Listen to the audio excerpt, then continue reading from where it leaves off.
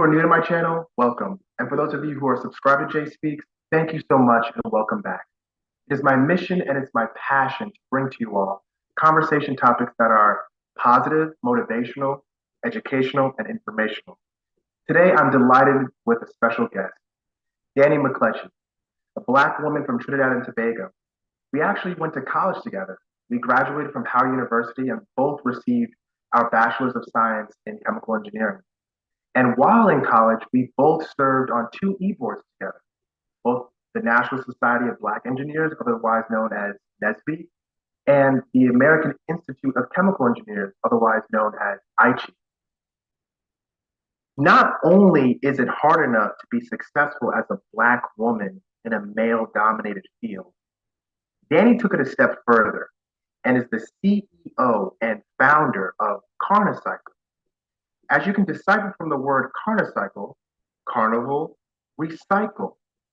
You see, me personally, I've never been to a carnival, but I have been to a music festival. And I can say trash does accumulate quickly and it is left there. Well, Carnicycle does not let that happen from a carnival perspective. You see, actually, they seek out left behind carnival costumes in order to recycle them. I am very interested in learning more about Carnicycle, and I hope you are too. Let's roll today's commercial and get started with today's interview. Thank you.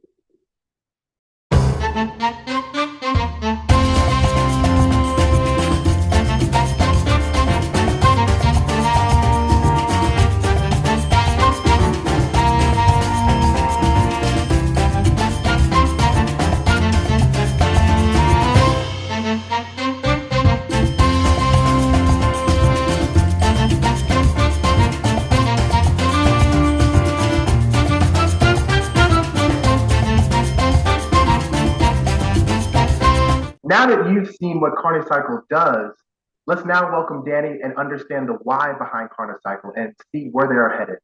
Hello, Danii. Welcome. Hey, John, it is so nice to see you again. It's so nice to see you. How are you? I am amazing and wonderful. I'm happy to be on Jay Speaks. Thank you so much. Thank you. I understand and I know that I gave, an introduction about you before the start of the video. But if you don't mind, please, do you mind sharing a couple words with everybody? Just giving a brief overview of, who you are, what you do, and how you got here. Yeah, so you gave a wonderful introduction already. So I have to start off with that. Thank you. But yeah, as you said, my name is Danii McLeod.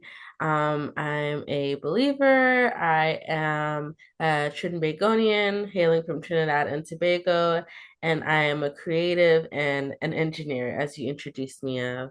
I currently work as a sustainability program manager at Watts Water Technology. They're a manufacturing company, and I'm also the CEO and co-founder of Carnicycle. Okay, okay. I'm glad to hear that you're still enjoying your major and still, being productive in your field. So before we dive deep into Carnicycle, let's take a step back. Um, so carnivals, what is for those of us who don't know carnivals are, might be unfamiliar to their reason and their purpose. Do you mind explaining that from your perspective? Like why do we have carnivals? What's the purpose? Yes.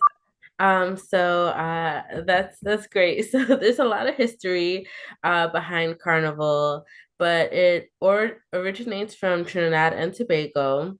And in Trinidad and Tobago, there were French settlers who were invited to the island. And when the French settlers came into the island, they brought their traditions with them. So they brought their big masquerade balls to the island. But of course, the enslaved um, African Americans and indigenous people were not allowed to attend those masquerade balls.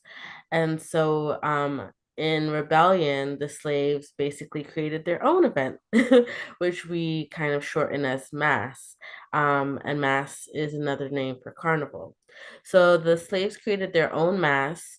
Part of the celebration was to mock the slave owners and the slave masters. So they would mock their traditions, mock their dances, And so masks became a rebellion against slavery, and it became an act of freedom by the slave people. So that's what it represents traditionally. In modern days, it's kind of turned into a party where people still celebrate just the freedom of being their own I don't know what to say, like their own master, I guess, but just not being enslaved anymore, and celebrating the success of their ancestors to try to break free from being enslaved. And yeah, the carnival represents uh freedom, rejoicing, fun, and it really is just a really big celebration that happens annually in Trinidad and Tobago and a lot of the other Caribbean islands. And it's grown so big that it's celebrated in over 50 countries, and there's over 150 carnival celebrations now. And a majority of the carnivals, fun fact, take place before Lent period because that's when the French masquerade balls would happen. And so, yeah. There Wow. You took my follow-up question right out of my mouth because you said that carnivals originated in Trinidad and Tobago, right? That's what you said. Mhm. And I know that there are two big carnivals that happen, at least in the US, one in Miami and Miami, Florida. Am I correct? One in Miami, Florida, and one in Canada. Yes, those are the Yeah, two biggest North those are American carnivals. the biggest ones. That's probably why I know it. Probably mainstream news when it comes to carnivals. But interesting. Okay. But yeah, that was a very fine overview. So thank you so much for explaining that. So now diving into Carnicycle. So why did you decide to start your business? And so why this focus? Carnivals. Why out of everything that you could have done, why carnivals? Why carnivals? To be honest, John, I did not even think about making Carnival sustainable on my own or immediately. I've always had like a keen interest in entrepreneurship thanks to my parents. I have two sets of parents, a mom and a stepdad, and a dad and a stepmom, and all four of them are entrepreneurs in their own right. Actually, I'm the first to go to college, so I'm first generation, and they all kind of bypassed college, went into their own fields, and then eventually became serial entrepreneurs. And just being inspired and witnessing that growing up and witnessing them go through the challenges of being an entrepreneur, but also going through the joys of being an entrepreneur, which includes like setting your own schedule, being able to take us to different places, being able to take time off, was very inspiring at a young age. And my first run into entrepreneurship was actually in high school. I wanted some extra change and I started making brownies and selling them in school. Regular brownies. And so yeah, I made one batch and I just brought it to school one day in a little like plastic container, and then all of it sold out in one day. So it was like probably only like 12 brownies in there. And I was like, 12 brownies times $3. I could make something here. And so I did that to make money like throughout school. And it was like so much. It was like, Danny, when are you bringing in your brownies? And I'm like, guys, I have to study. But that is the first my first kind of encounter with entrepreneurship. My second encounter wouldn't happen until senior year in Howard. But if we pivot back, first year at Howard, um, I had transferred into the chemical engineering department because, as you may know, I didn't come into Howard as a chemical engineer, but as a bio student, heading on the medicine track. And so when I decided to switch to chemical engineering, I just knew I didn't want to do medicine, but I didn't know what I wanted to do. But I've always had a passion for the environment. So that would have, been in my mind here and there, and I would have took some environmental classes offered at Howard, and I would have done some research under our department head, Dr. Chawla, um, and that was environmental research, and that like continued to pique my interest. And so, yeah, back to freshman year, one of our teachers, Dr. Therakin, would have asked everybody in freshman intro to chemical engineering, like, what do you want to do? I was just like, I wanted to operate a recycling plant in Tobago because there wasn't any there. And that was it. That was what I said. Fast forward to senior year, I still had that in my head, and I'm like, okay, let's make it happen. And so I initially thought of trying to create like a plastic melting and recycling plant because plastic waste is the second largest waste in Trinidad and Tobago. So I started there. I did my first pitch senior year competition and I got third place. And that was like my first time in the startup scene. And it was so fun, but then plastic recycling and all of the red tape and all of the barricades for doing that in Trinidad and Tobago was so hard at the time. So I was just like, okay, need a pivot. Um I want to come back to this, but this is not working right now. So I was just like, okay, the first largest amount of waste in Trinidad and Tobago is organics, food waste, grass cuttings, anything, there's a lot of nature and abundance of greenery. So there's a lot of organic waste. So it's just like composting. There's no composting program. So I was knees deep into a community composting program with my co-founder. And then I'm not gonna lie, John, I literally had like a dream or a vision. I was like literally staying up late one night, and then Carnival just came into my head. Mm. And I didn't know like where it came from. So, but Carnival came into my head. And so I'm like, okay. And so Carnival came into my head, and then I looked it up. And I was just like, what about Carnival?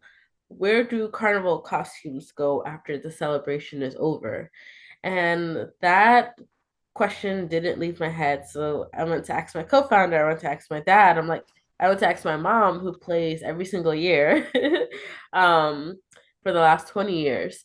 Like, I just thought about how she just stopped bringing her costumes home after like year five, So like, where did it go? And so that kind of was the catalyst to starting Carnicycle. That question of where did Carnival go? I really think that idea was inputted by God because I was on a totally different direction. And um yeah, the idea of making one of our most beautifully and culturally important celebrations more sustainable, not just environmentally, but socially and economically, because this is our largest tourism product and a lot of large tourism products for the rest of the Caribbean region. Just more sustainable, like just became my dream and purpose.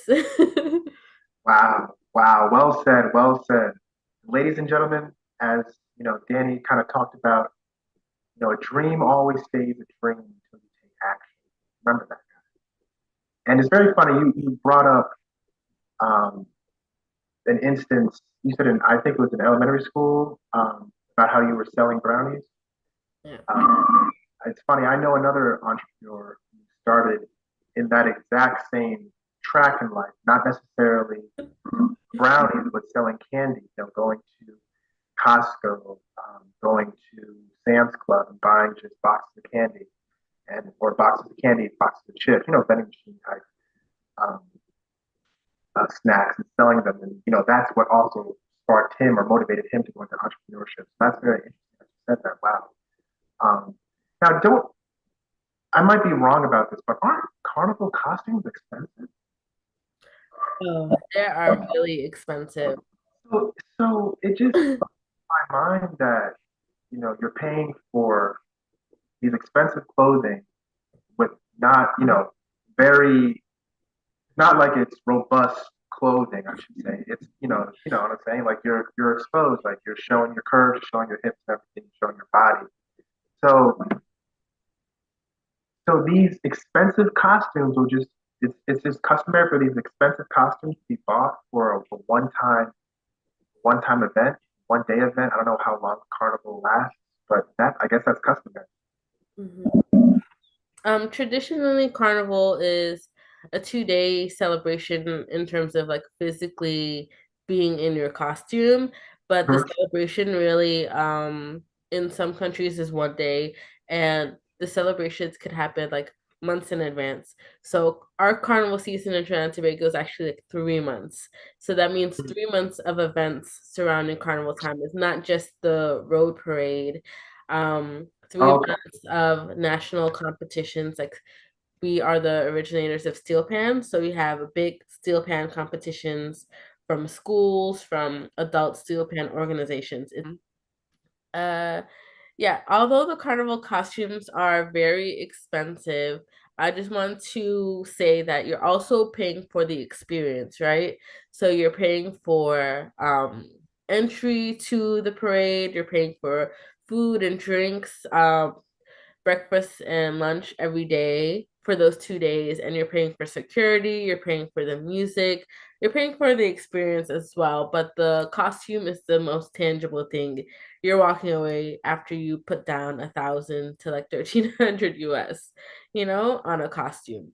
And paying for a costume is the only way to partake in the celebration. So yes, you are paying for a costume and entry to this experience. And it's expensive. It's expensive, like money wise, and it's expensive to the environment.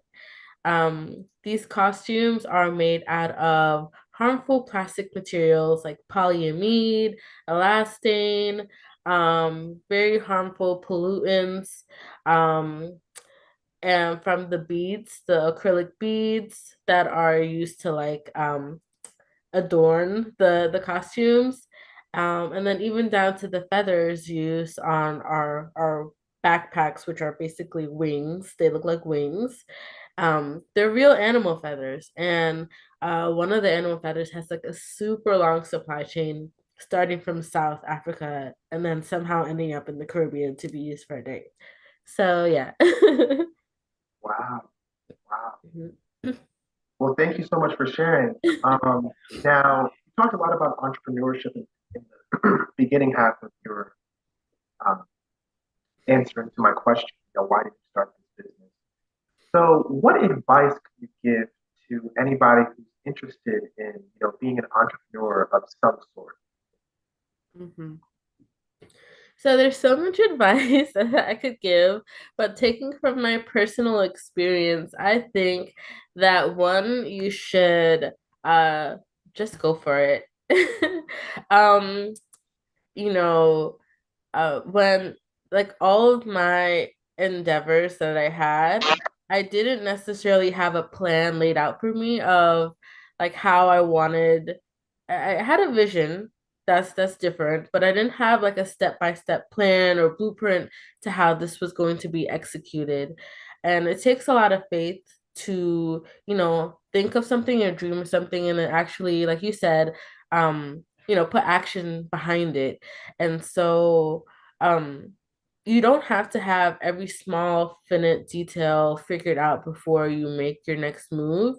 It is wise to like, get advice. Like I told you, I brought up the idea to my co-founder and my dad, and my co-founder obviously had to be on board because we were pivoting. But when you really feel in your gut to do something, um, you've done your due diligence a little bit. I did a little bit of research, and then I asked people I trusted. I just went for it. And you go for it full speed. You go for it even though it may not work out, or even if you might fail along the way. And I think my previous steps with entrepreneurship and just going for it led me to where I am now. And all the skills I would have learned over time, trying out different things, being in different circles prepared me more for Carnicycle. So yeah. And you just touched on my follow-up question, or at least you hinted at the word that I'm trying to get at.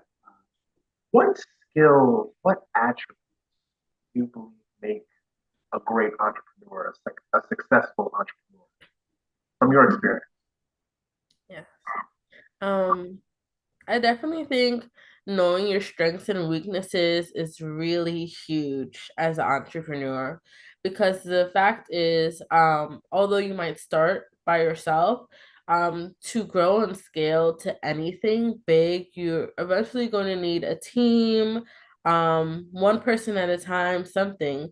And you just have to know there's someone who could do this part of this job better than me, and you need to know and understand that because doing it yourself for a while ends up burning you out. And again, this journey of entrepreneurship is that it's a journey, it's a marathon, it's not a race, and you need to be in it for the long run. You need support over time and you need help. So for me, identifying my strengths and weaknesses, or even like the time I had. As you know, I'm still working a full-time job, not quite full-time yet into Carnicycle, but that's the goal. And so yeah, so knowing the time I have and like what I'm best at, um, like who else could I bring on the team to help us like be even more successful in areas where I'm just not as good at. And so the sooner you could do that. I know it's not always possible in the beginning because of money, but you'll be surprised. Some people will just believe in your journey and will do it for free. So yeah. Wow, yes, and I totally agree with you. Success is a journey, not a destination. Fall in love, living in your present, and enjoying your now. You know, enjoying the little steps towards your end all be all goal, no matter how small. So that's definitely good that you brought that up. And I actually talked about this in one of my, actually not one of my first video. Building a successful team. You know, knowing who are your role players, who are your cheerleaders. You can't do life by yourself. And like Danny explained, in order to scale, in order to be more successful and touch more people along the way, you need to include people in your team, include people in your circle who can do what you do, but maybe a little bit better or a little bit faster. And it can take off the work from your plate and allow you to think about something else. So success is a journey, not a destination. Thank you, Danny, for bringing that up.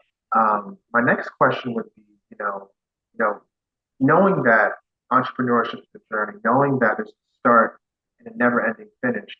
I'm sure you um, ran into doubt and fear and situations that made you uncomfortable. How do you personally or what recommendations can you give to anybody who wants to start in entrepreneurship but might be fearful of the unknown? They might doubt themselves or and have that prevent them from reaching their potential. Mhm. So, um, I kind of okay, the way I want to answer this question. Um,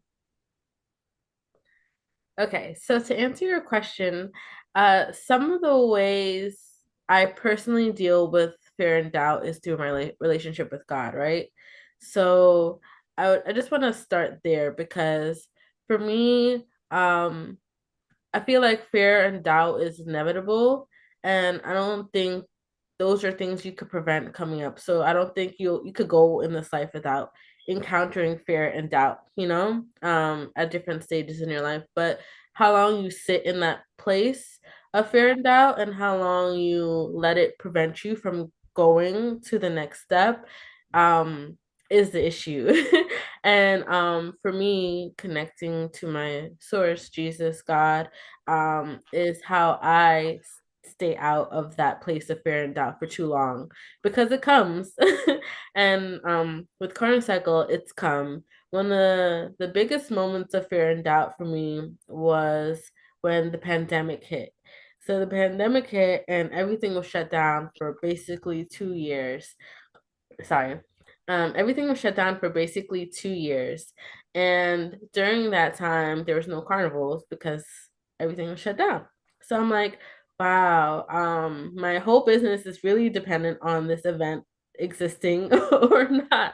And so that kind of led me to question and doubt my impact to kind of this world or anything like that. Is there something that will continuously be going on that I could impact beyond like a world shutdown? But through my alone time relationship with God was just like, this is what I planted in you. You know what I mean? There is nobody in this space touching carnival and coming from this angle or this light. You know what I mean? Everyone is focused on a different aspect of carnival, and you're focusing on the sustainability of it, the damage that it's doing, and how we could be more positive while doing it. And so like that kind of reminded me of it. And then he also sent people. So um, Yes. as I was beginning to doubt myself, or not beginning to doubt myself, I was doubting myself fully, you know what I mean? He would send people to be like, hey Danii, do you want to do this webinar? I really think Carnicycle is so important. Hey Danii, do you want a partner? And like those really came at the point when I was just like, God, please just, help me continue this. And he sent those people to just give me encouragement. Um, Along with my co-founder too, we were both in the same boat. He sent us these people when we were struggling ourselves. And then that's another thing. Having a co-founder is super awesome because yeah, just in moments of those times where I doubted myself outside of the pandemic experience, I had my co-founder to anchor on and vice versa. And so going back to what you said, like um not only my relationship with God, but like just the circle and the team around me, again is really important because yeah, by yourself, you can sometimes just give up so easily. And I never gave up on Carnicycle, but I have had times where I've just doubted the journey or doubted the process. I didn't trust the process as much as I should have. And yeah, it was God that reeled me back in. It was those people, my support system that reeled me back in. And so for those who are encountering fear and doubt, I would, ask you to look at who you're putting your faith in, as well as look at the people around you for help and lean on, the people closest to you. So Absolutely. Absolutely. Wow. I enjoyed listening to the response. That was amazing. You know, by ourselves, we can only do so much, but with God, we do so much more. So thank you for really reiterating that and driving that home.